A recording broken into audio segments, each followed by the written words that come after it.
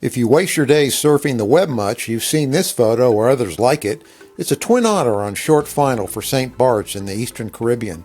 The airport is famous for its short runway with a hill off the approach end of runway 10. The hill is challenging enough, but what adds to the fun is a busy road right across the top of the hill. I'm no French scholar, but I know what this sign means. I'm sure these folks can make the same claim after nearly getting a haircut from an arriving caravan. A great tourist pastime in St. Barts is shooting landing videos, and the one you're about to see, shot by Mopo, occurred a few years ago at St. Barts.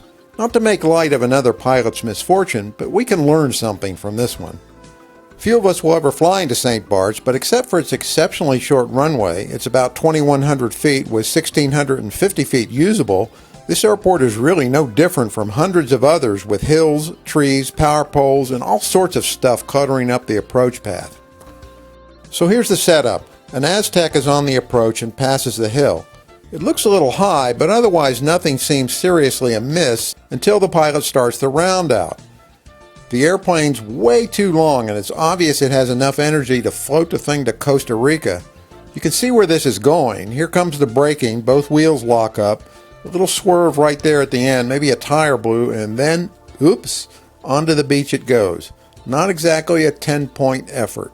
Let's back it up and see where it went wrong. Here's the airplane crossing the hill, clearly high, but probably not unsavably high if the airspeed had been right.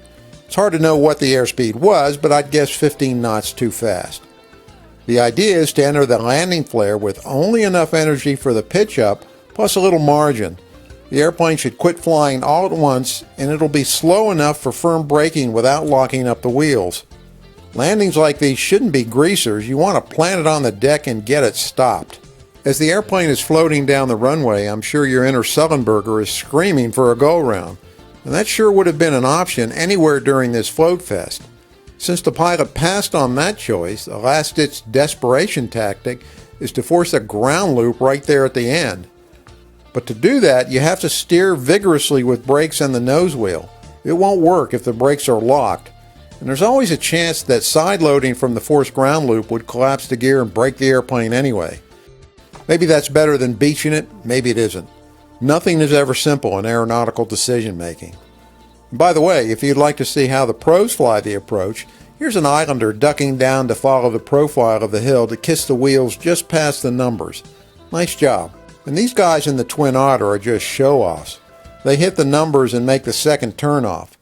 You can do that when you fly this approach 3 times a day, you nail the airspeed, and you've got a fistful of beta range. If you have none of the above, keep your insurance agent's phone number on speed dial. You might need it.